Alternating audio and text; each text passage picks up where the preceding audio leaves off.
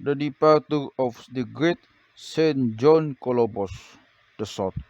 On this day, the great like and saint, the hegumen Abba John Colobos departed.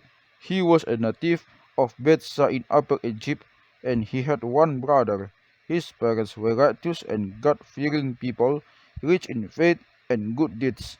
When he was 18, when he was 8 years old, his heart turned away from the futility of this world, its lust and its glory, and he desired the monastic life. The grace of God moved him to go to the desert of Skid, and there he came upon a tried and holy man whose name was Abba Penwah from Elba Nasa. John asked Abba Penwah to allow him to stay with him. The old man answered, crying him, "My son, you cannot stay with us for this day, for this is a very hard desert, and those who dwell in it eat from the work of their hands, besides observing many fasts, prayers, and sleeping on the floor, and many other forms of asceticism. Go back to the world and live in the fear of God." But John told him, "Do not send me away, for God's sake, because I came to be in your obedience and prayers. If you accept me, I believe that God will make your heart well pleased with me." Abba Pemwah was in the habit of not doing anything hastily.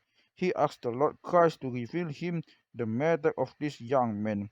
The angel of the Lord appeared to him and said, "Accept him, for he shall become a chosen vessel." Abba Pemwah wrote him and he shaved the hair of his head.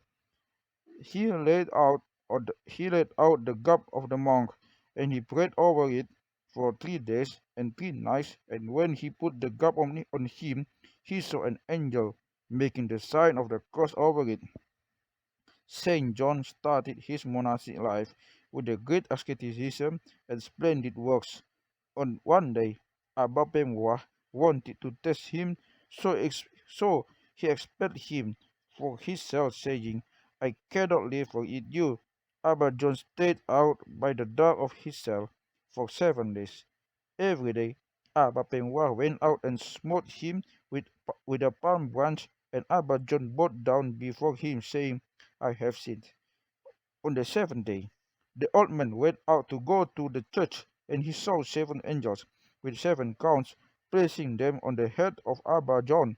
Since that day, he was held by him in honor and reverence.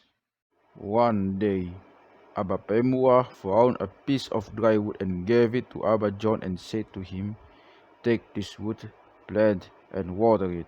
Saint John obeyed and went on watering it twice a day, even though the water was about 12 miles from where they lived. After 3 years, the piece of wood sprouted and grew into a fruitful tree.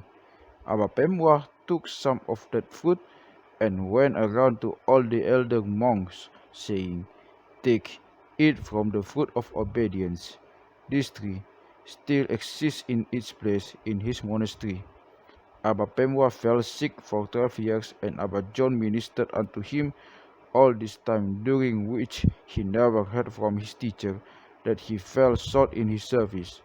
Abba Pemwa was an experienced old man who had been tried much, and sickness had emaciated him until he became like a piece of dry wood, so that he would be a chosen offering. When Abba Pemwa was about to die, he gathered together the elder monks, and he held the hand of Abba John and gave him to them, saying, "Take him and keep him, for he is an angel, for if an angel, not a man."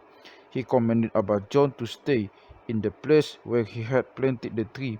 After that, Abba John's older brother came to the monastery and was ordained a monk with him. He also became a honorable monk. He also became an honorable monk. It happened when when the father, the patriarch Abba Theophilus was ordaining Abba John Higumen and about over his church, and as he placed in his hand over his head, and a voice from heaven was heard by the people present, saying, Axios, Axios, Axios. That is to say, he is worthy. When the saint consecrated the offering, he was able to know those who were worthy to partake of it and to, to partake of it, and those who were not worthy. Abba Theophilus the Patriarch built a church for the three young men in Alexandria, and he wished to bring their bodies and place them in it.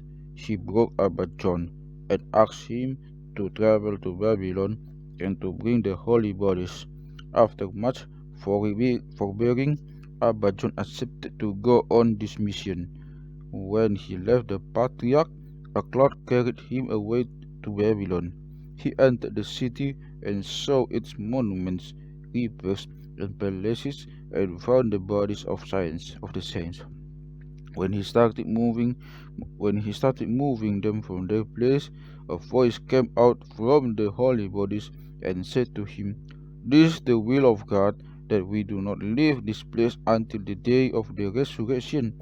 Nevertheless, because the love of Abba Theophilus the Patriarch and your labor too, you should inform the Patriarch to gather the people in the church and oil to put oil in the lamps without lighting them, and we will appear in the church, and a sign will be made manifest to you. Then Abba John left and went back to Alexandria and told the Patriarch what the saints had said. It happened when the Patriarch and the people were in the church, the lamps were lit up suddenly, and they all going then then and they all glorified the Lord. One day, one day a came uh, one day a monk came into the cell of Abba John. He found him lying down with angels waving their wings over him. Later on, the barbarians attacked the desert of Skid, and he left it. When he was asked why he left, he replied that he did not leave because he was afraid of death, but because he feared a barbarian who would slay him and go to hell. For though he is against his worship, he is his brother in form. Then he went to the well. Then he went to the mountain of Abba Antony on the Red Sea. There he dwelt by the side of a village, and God sent him a believer who served him. When the Lord wished to grant him rest and to end his strife in this world, he sent him two saints, Abba Macarius and Abba Antony, to comfort him and to inform him about his departure. On the eve of Sunday, he fell sick and sent his attendant to bring him something for the village. From the village, the angels and the host of saints came and received his pure soul and took it up to heaven. At the time, his servant came back and saw the soul of the saint surrounded by the host of saints and angels singing before them. Before them all, there was one shining like the sun and singing. The servant marveled at this magnificent sight. An angel came to him and told him the name of each one of the saints. Then the servant asked the angel, "Who is this one in front of them all, who is shining like the sun?" The angel replied, "This is Abba Antony, the father of all the monks." When the servant went into the cell, he found the body of the saint kneeling to the ground, as he had given up his soul while kneeling. The attendant wept sorrowfully over him, and went in a hurry to the people of the village and told them what had happened. They came and carried his holy body with great honor. When they brought him into the village, great wonders and miracles were performed to his body. His prayers be with us, and glory be to God forever. Amen.